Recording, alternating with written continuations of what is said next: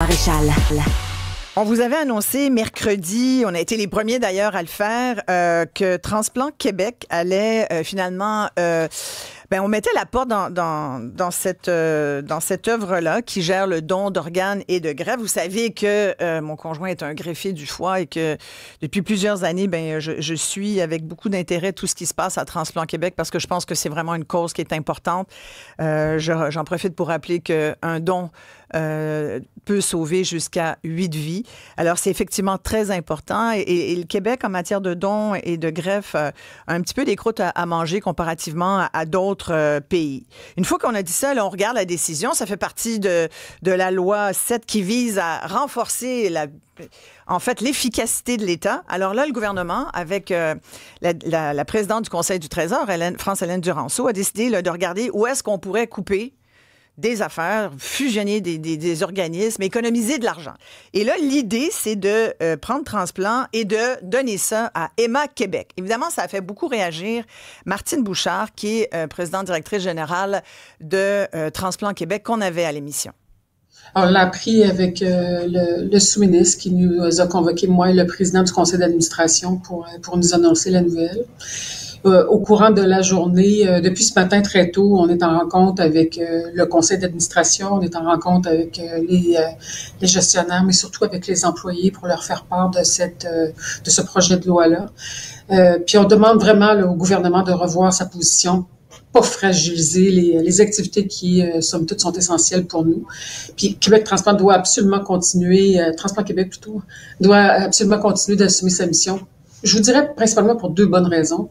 La première, parce que l'expertise est hautement spécialisée, c'est vraiment niché, Transplant Québec.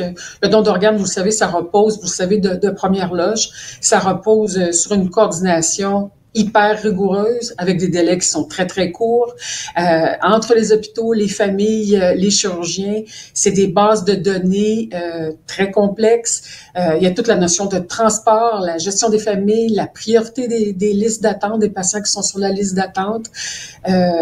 Toute réorganisation de cette ampleur, ça risque des perturbations. Il y a surtout un risque de perte de talent, puis voilà, faut pas perdre les coordonnateurs. Vous avez toute une équipe de coordonnateurs. Alors, c'était ma discussion avec Martine Bouchard mercredi. Avec moi, la présidente et chef de la direction d'Emma Québec, Nathalie Fagnan. Bonjour, Madame Fagnan. Bonjour. Merci de me recevoir. Je pense que vous avez été un peu choquée, même surprise, en tout cas, vous me direz, par la réaction de Transplant Québec. Vous aussi, l'avez-vous appris comme ça? Oui. Au même titre que Martine Bouchard? Oui, exactement. Vous n'étiez pas au courant, là, personne au gouvernement vous a appelé pour vous dire « Hey, Emma Québec, vous allez vous occuper de Transplant? » Non. On l'a appris en même temps, il y a quelques jours. Alors, c'est sûr que c'est surprenant. Mais cela dit, on peut comprendre qu'il y a des avantages à le faire. Moi, je suis dans le plus grand respect de la position de Transplant Québec qui veut contester. Oui, ils veulent se battre, là. C'est ça. Ouais. J'ai parlé à Mme Bouchard mercredi soir. Mm-hmm. Par contre, je lui ai dit que ce sera un ou l'autre, c'est-à-dire que ou le projet de loi est modifié ou il va de l'avant. S'il va de l'avant, il faut se mettre au travail. Il faut se mettre au travail ensemble. Parce que justement, faut que la transition elle soit réussie. Il y a trop de vie en jeu. Vous êtes d'accord avec ça, là? Parce que Martine Bouchard nous disait, là, ça peut mettre à risque la vie de certaines personnes. Oui, et c'est pour ça que je dis qu'il faut se mettre au travail pour déterminer justement le plan pour que si le projet de loi est adopté... Mais il va être adopté.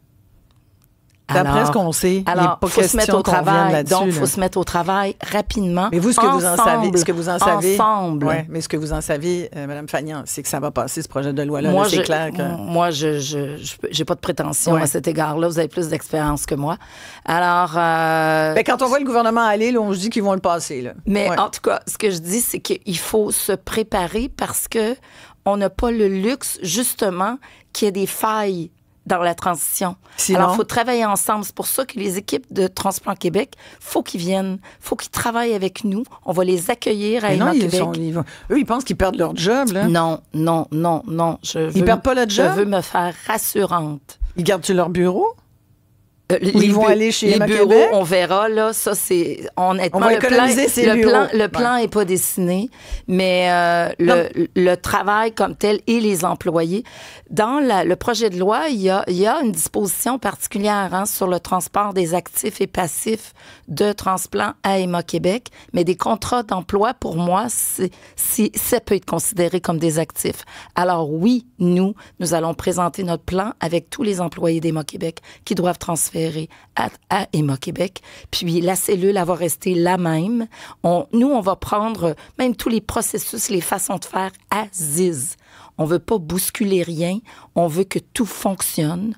Puis après ça, on va travailler ensemble à voir si... Mais là, expliquez-moi alors, puis je sais que c'est pas votre idée, le projet de loi, là, puis la loi 7, mais le projet de loi 7, mais bon, France-Hélène Duranceau l'a quand même présenté comme un des exemples pour rendre l'État plus efficace, essayer de couper là où on peut couper pour faire des économies, couper dans la bureaucratie, dans les dédoublements, regarde ça. Puis il y a d'autres agences d'ailleurs et organisations qui se sont faites fusionner parce qu'on dit là, on estime que ça n'a pas de raison d'être.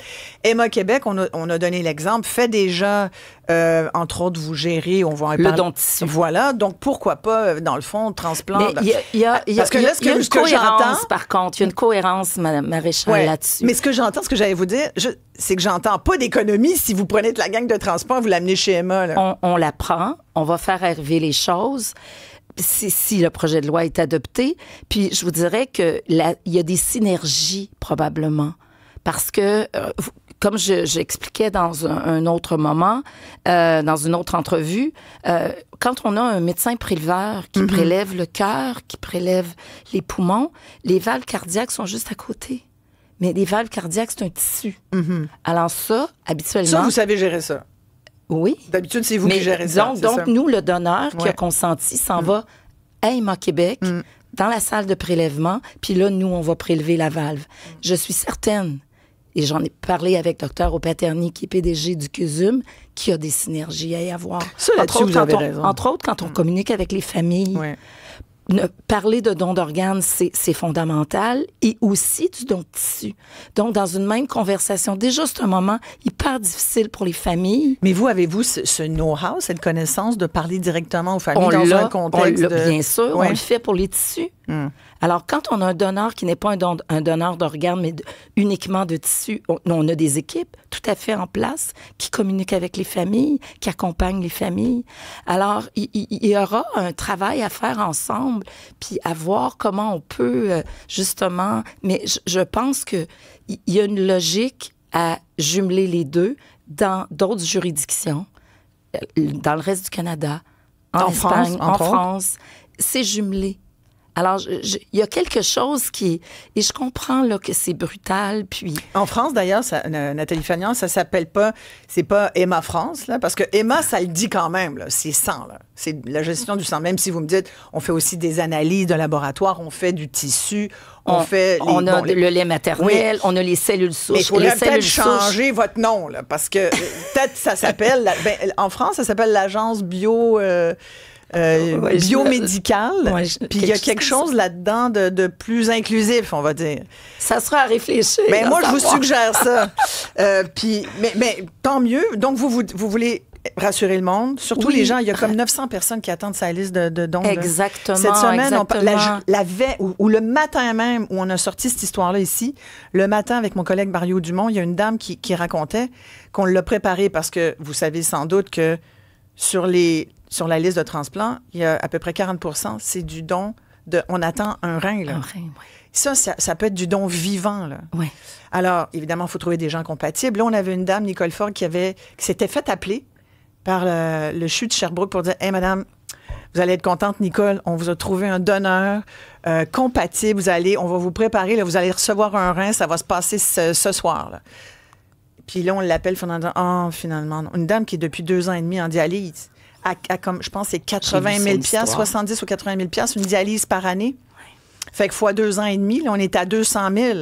Quand on dit des fois que la greffe, ça coûte de l'argent, puis on a des urgences vivantes. Tu Tu sais, des fois, on fait des mauvais calculs. Tu sais, vous êtes dans... Non, mais si on est dans l'efficacité puis les calculs comptables, allons-y. Bien, cette dame-là, elle a perdu la chance parce que, finalement, on n'aurait pas trouvé la personne, le chirurgien qui pouvait transplanter, qui pouvait prélever l'organe. Là, ça va vous faire une gestion. Déjà que ça va difficilement bien, là, pour pas dire que ça va pas tant bien. Comment vous allez gérer ça? Là? Vous arrivez, vous allez faire comme OK. C'est pour ça que je vous dis qu'on a besoin des équipes. On a besoin des équipes. Puis... mais il n'y aura pas d'économie, c'est ça que je comprends. Là. Moi, c'est pas mon objectif premier, mais loin de là. C'est ça qu'elle dit. Mais je pense pas que le gouvernement du Québec va vouloir qu'on arrête le processus de don d'organes au Québec. Ben, j'espère bien. Alors, Parce que là, c'est sûr. Je monte sur le bureau. Ben, moi, je vais monter avec vous. OK, parfait. Je vais monter avec vous parce que je l'ai dit, on ne pourrait pas faire ça sans les équipes de Transplant Québec. Alors, ça peut être fait si les équipes de Transplant Québec viennent avec nous pour qu'on bénéficie de leur expertise et qu'on continue ensemble en unissant nos forces. Mais je reviens à mon affaire. Moi, il y a quand même... Moi, j'ai entendu que c'était pour économiser. Alors, je sais pas, peut-être que... Je sais pas si Martine Bouchard va garder sa job. Y avez-vous dit qu'elle allait garder sa job? Ben, je lui ai dit que l'ensemble de l'équipe, incluant elle, pouvait venir à Emma Québec. Oui. Puis tous les employés, il n'y a personne qui va perdre son emploi. Oui. Ah ouais. On parle de 60 à 70 infirmiers spécialisés en dons d'organes qui seraient donc chez Emma Québec maintenant. Oui. Pendant ce temps-là, je reçois des commentaires. Il y a Alex qui dit, bon, c'est plate, mais quand il y a trop d'employés, il faut malheureusement les couper. On n'a pas le luxe d'avoir une bureaucratie. C'est vrai qu'il y avait quand même ce sentiment-là dans cette fusion-là. Là, on ne fait pas ça simplement pour simplifier, mais peut-être pour non, mais là où sauver. Il y a beaucoup d'employés, c'est Emma Québec. Il y en a 1900, c'est ça? 1900, oui. Transplant Québec, il n'y a pas beaucoup de monde. Là. 70. Oui. Ouais. Mais cela dit, ils sont importants. C'est eux qui ont l'expertise. Puis Dieu sait qu'on voit l'importance. Toutes nos lignes de produits, là, nous, on a un receveur au bout. Là. Que ce soit le petit prématuré que le lait maternel, les cellules souches. Moi, je regardais, ça m'a vraiment intéressée. Je suis allée sur votre site, je me suis perdue. J'ai passé beaucoup trop de temps dans vos états financiers. Vraiment. Et je remarquais on vous connaît là, pour la collecte de sang, surtout Emma Québec. Beaucoup là, j'ai appris toutes les autres choses que vous faisiez. Les autres lignes de produits. Et là, dans le dernier rapport, je voyais qu'il y avait un revenu de 585 millions de dollars, dont 482 millions en produits sanguins. Et là, je me suis dit, comment ça marche? Bien, ça inclut les produits dérivés du plasma. Parce que... Alors, expliquez. Quelqu'un, là, bien concrètement. Oui. Mettons, Fred va donner son sang.